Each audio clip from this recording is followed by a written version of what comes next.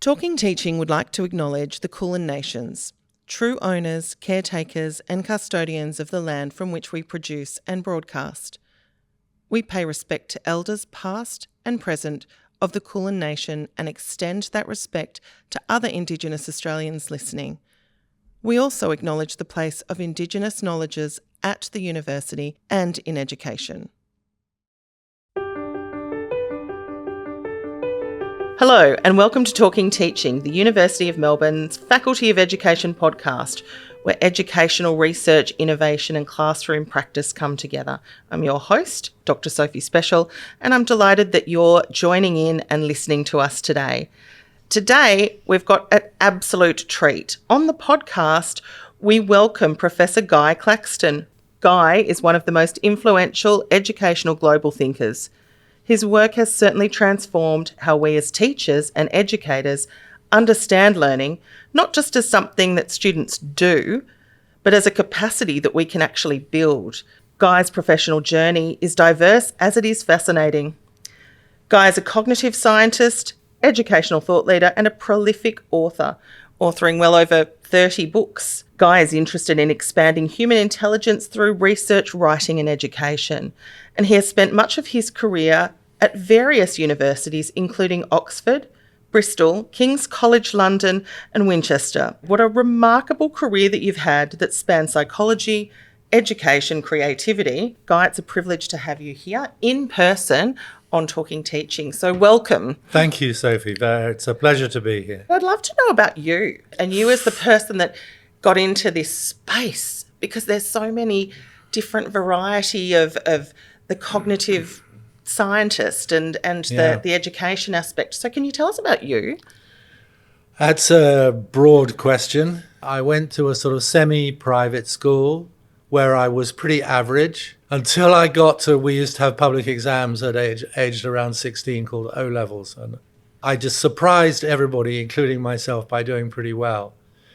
And something inside me must then have shifted. I had the feeling that I could be bright if I tried.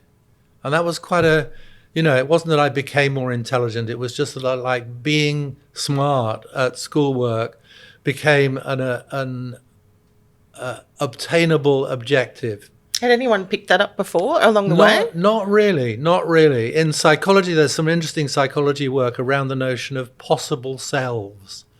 And I think my repertoire of possible selves shifted as a result of those exams.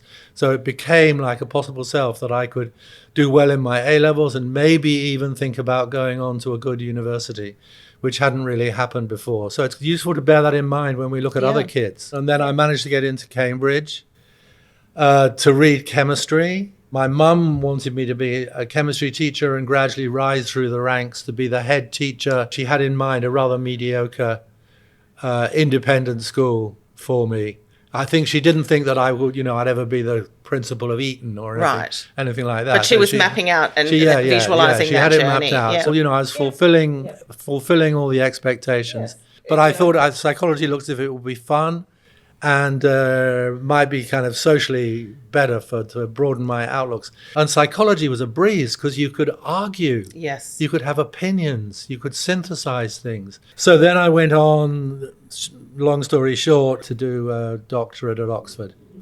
And I was doing very conventional laboratory stuff. My thesis was called The Roles of Perception and Memory in Verbal Comprehension. That's going to set you on fire, isn't it? Then I finished my DPhil and got a job lecturing I got interested in education in a way. I was looking around for a job and there was a short-term 3-year temporary post at the Institute of Education in London, the biggest training place like this department here, but bigger. And I was doing all these kind of weird and wonderful, meditations and group work and stuff as I was going along during the daytime, being a young, fresh lecturer, lecturing in quite conventional psychology and then dabbling in all these other things about emotional growth and stuff about that. So I had those two identities were shaped at that time. And then they began to meld together. So my interest in psychology broadened into a whole lot of different areas. And that may be partly why I've been so diverse and so prolific, and in a way unsuccessful in my academic career. I mean, I got to be a prof, but I never got to be the expert in anything. I was a bit of a jack of all trades. I liked looking across the barriers. But do you think there's a problem in that? I think as an early career researcher myself, really. You know, there's so many different interests, and particularly here at the university that you could suited go down. Me. I went my own way. I remember one of my examiners for my thesis was a very eminent psychologist called Jerry Bruner. You'll know that. You'll know absolutely. That name. So I was examined and rejected by Jerry Bruner, and then I rewrote my thesis quite extensively, and then it was accepted. And he wrote references for me for a while until he went back to the States. And his references said something like he's brave enough or bold enough. He's like really interested in education, and he's brave and bold enough to explore anything and everything, including Zen. Wow. Oh, he wrote it in there. Isn't that interesting? I love these moments. Let's dig into some of the work. Your career started to evolve, and this is what I love about the academic space, but also as a teacher, is that the things that happen in life tend to really drive these different directions, which is really exciting, I think. The breakup of my first marriage was horrible at the time, but I have to be grateful for it, because it just opened up this whole other, much broader sense of what psychology is, what it could be. I can remember at that time reading a really seminal book called On Becoming a Person by a man called Carl Rogers. I'd been studying psychology successfully for about 8 years, and it was the first time I'd read a book that was about me. Yeah, right. Very simple, but quite profound. And that was a big turning point for me. There was another turning point which steered me for a few. I never sort of retreated to an ashram, but I became involved with a spiritual teacher, an Indian spiritual teacher. He cracked Rogers' work open and took it to another level that just completely transfixed me and inspired me. So I had a funny name and wore a funny locket for about 7 years. Swami Anand Ageha, the master of living blissfully without home. I didn't manage to achieve it because I always had a home, but I think it was more a kind of psychological home, being kind of free to roam. So I can definitely see where this level of creativity and thinking deeply comes from. I see myself often when I'm propped up in bed at 4:30 in the morning with a cup of tea and a difficult book about something to do with psychology, or not even always psychology. I'm really happy. And it feels like there's a kind of deep scholar in me. I love digging deeper. The feeling that's never left me for reading and talking and doing workshops and what have you, that I'm edging my way closer and deeper sometimes towards understanding human nature. It's really kind of deeply fulfilling and satisfying for me. There's all kinds of other things that I'm not very good at, but my persona as a learner is very good in that domain. Learning about learning. I think that so many of us are so passionate about learning. You know, you talk a lot about this nuanced approach of explicit teaching, inquiry-based teaching, and there's all of these debates that teachers want to know, how can I teach well? We've got curriculum, we've got lots of these components, but how do I do this well? Teaching is a really complex profession. And it's not surprising that significant numbers of teachers feel often somewhat insecure. Like, it's not like medicine or engineering where you have a really solid knowledge base. Teaching is complex. A classroom is a complex, dynamic system, which is better analyzed in terms of system theory than it is in terms of simple cause and effect. Like, you teach like this and they learn like that. It's not an accurate way of describing a classroom. But I think one of the things that does, which I'm very aware of, is that it makes teachers vulnerable to when someone comes along and says, I've got the answer, particularly if they claim a scientific mandate for what they're saying.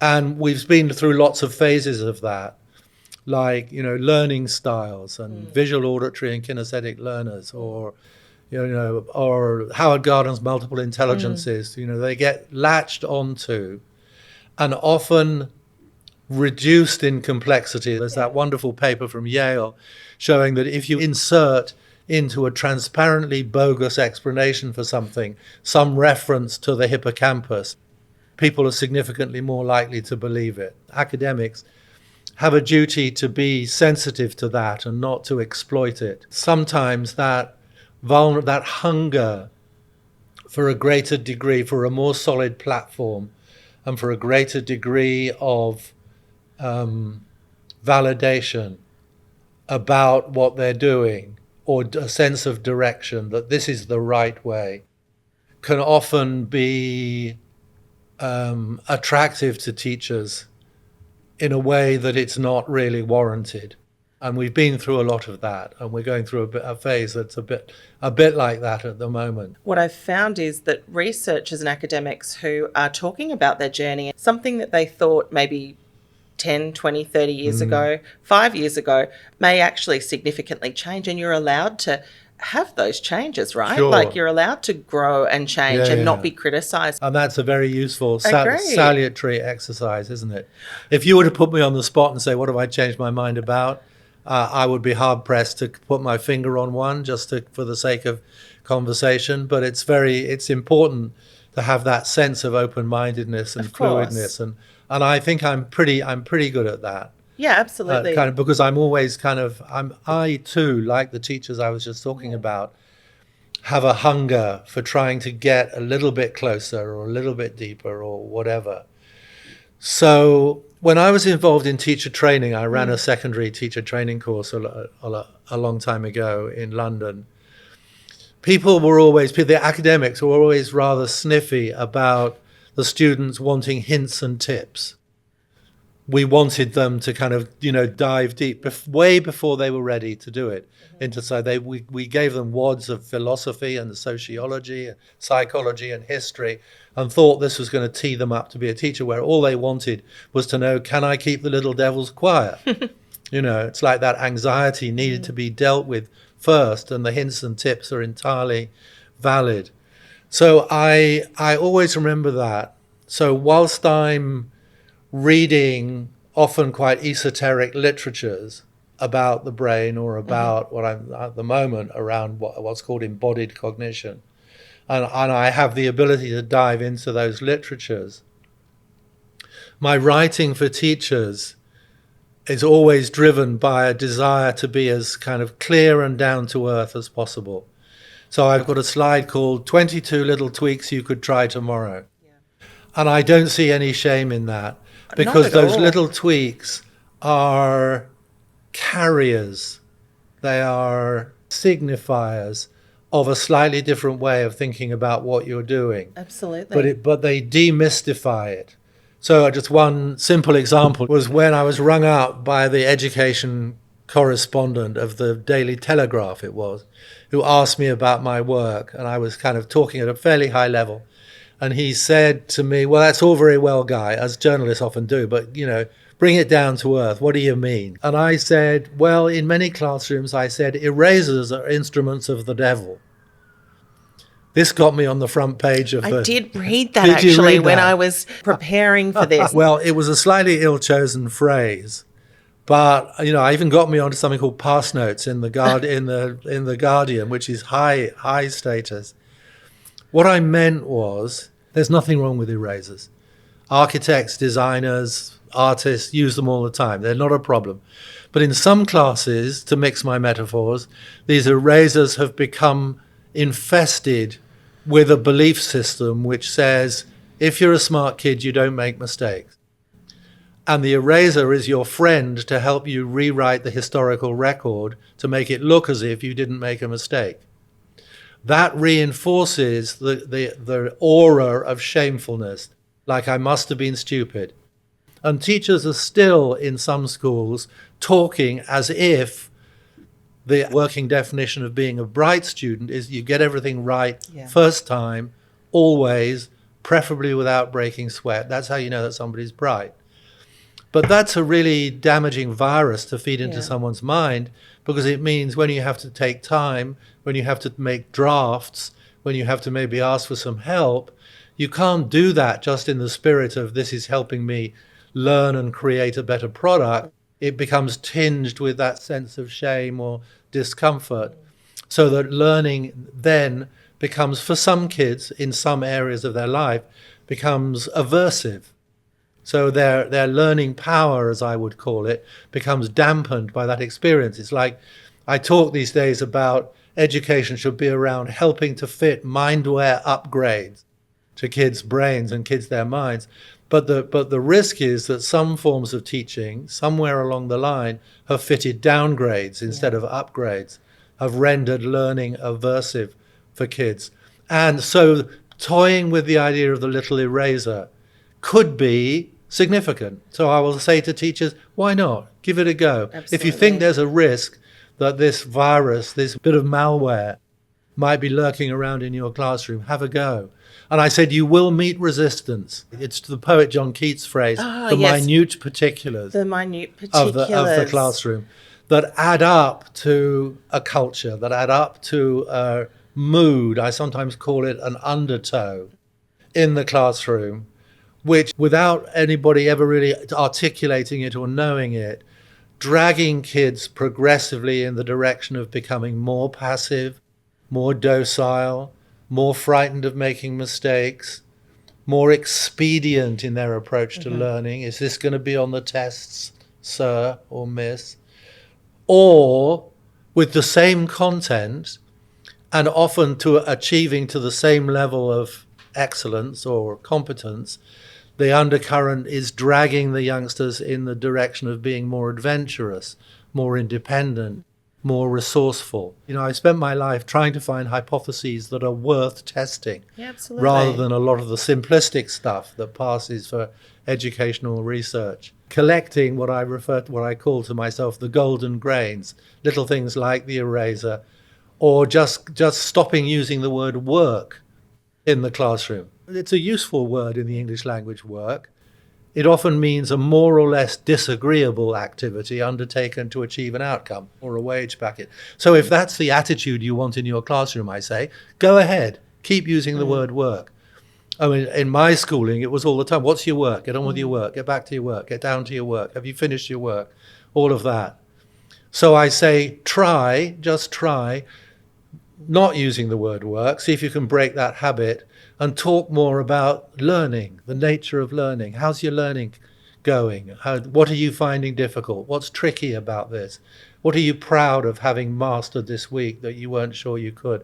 Let's change the discourse from the completion of tasks as quickly as possible to an acceptable level, whatever that is for you, and start having a discourse about what's really going on when you're doing a bit of tricky learning. And we've got to have the discourse, right? We have to have that openness. Yeah, absolutely. To have the discourse. One of the things that I loved in that you point out was because our words matter. They really do matter. They really matter. I've come to see that. That's something I've changed my mind about. For example, a friend of mine who I wrote a book for primary school teachers with, a lovely teacher called Becky Carlson, always uses the word tricky with her kids. Are you up for something tricky? Or some of the teachers from Ron Burge's schools in the States will talk about a grapple problem. Yes. We'll start the lesson with a grapple problem. Now, the word whip may not work everywhere, but in many classrooms, the word grapple is like a good thing. So the teacher goes into the class and says, I've got a grapple problem for you. You up for a grapple problem? Yes, they say.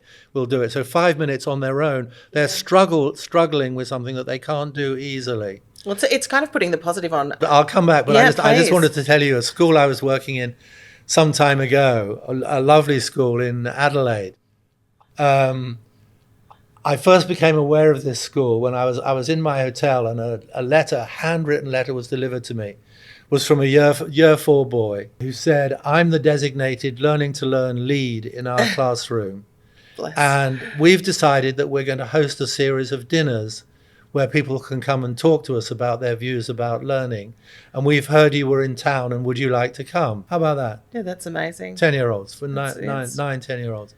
So I bargained them down from dinner to afternoon tea. That's good. Which was fine. And Fair. they arranged it, and I went, and I was met by these 3 boys. Oliver was one, and I forget the others.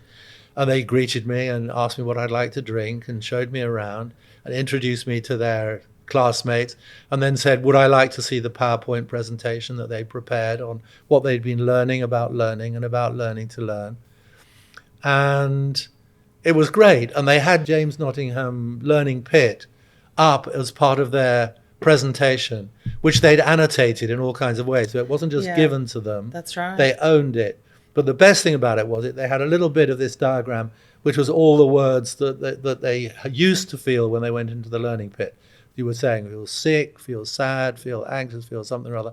But they'd found a new word which made all the difference. What was that? Nervous-sighted. And I was never sure whether they'd found it somewhere or made it up. But that reframed being in the pit for them. It's exactly as you were saying, Sophie. It's a positive power. Yeah. And what I love about that example is what great teaching as well, because obviously that teacher and the students, they're choosing and they're a part of that journey. So yes, absolutely.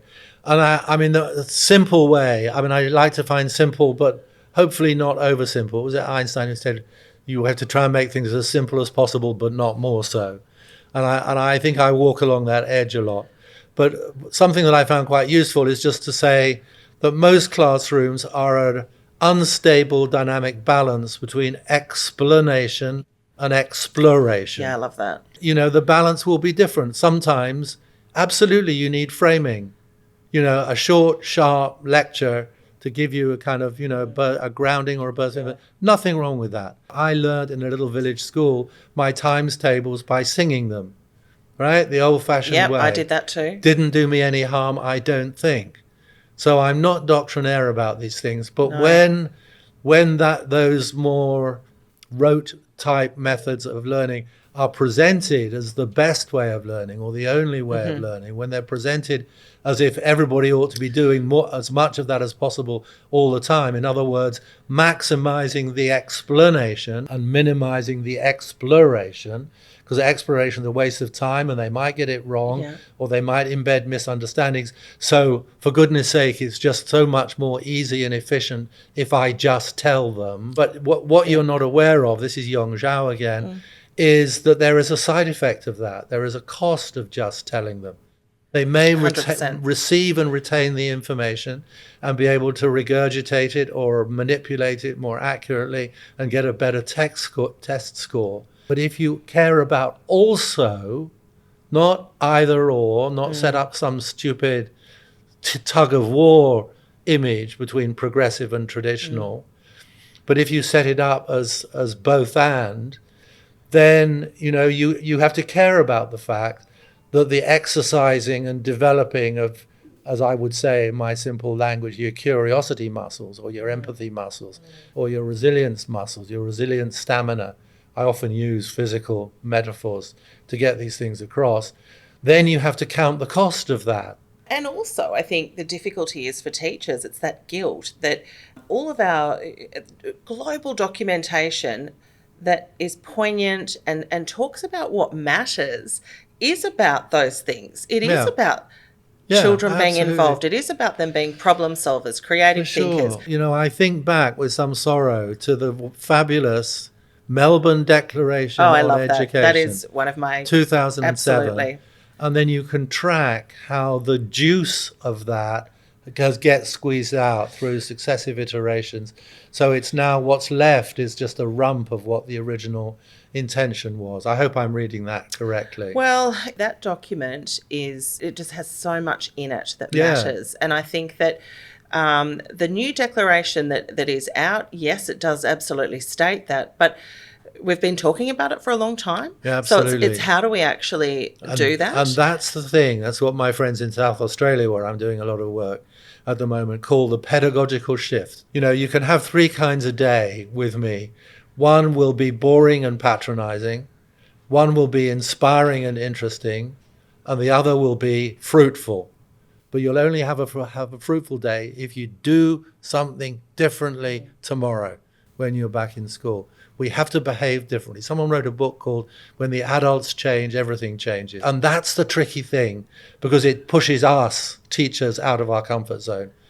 But if we don't make that jump to turning that inspiration or that insight or that beautiful example that you've read somewhere else, if that doesn't change our behavior in the classroom by a little bit, even by a little bit, then it hasn't been worth anything. I often think when I'm working with teachers that it's not what I say to, I don't want you just to go and do those things. It's not about compliance, or it's not about just reading the curriculum and not having that deep understanding. It's about purpose versus compliance. I think it's both. I think making it really concrete. Do you see why you might do this? In other words, what's the purpose? What's the value of it? Number one.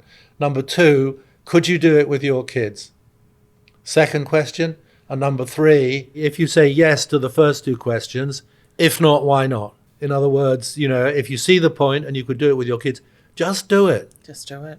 Yeah, that's what Nike says, isn't it? That's exactly right. Nike said, just do it. My PhD supervisor said as I was doing it too. Right, just try it. They're small enough so that if it doesn't work, if it goes wrong a little bit, nothing much is lost. The downside risk is small, but it carries a message. It can influence that tide that's running, that undercurrent in the classroom. And if I love simple metaphors, as you will have gathered, and that you have to build these little things up. I think that's the way to get change. But you have to do it gradually. Not many people these days, I don't know, but maybe you do, make your own mayonnaise.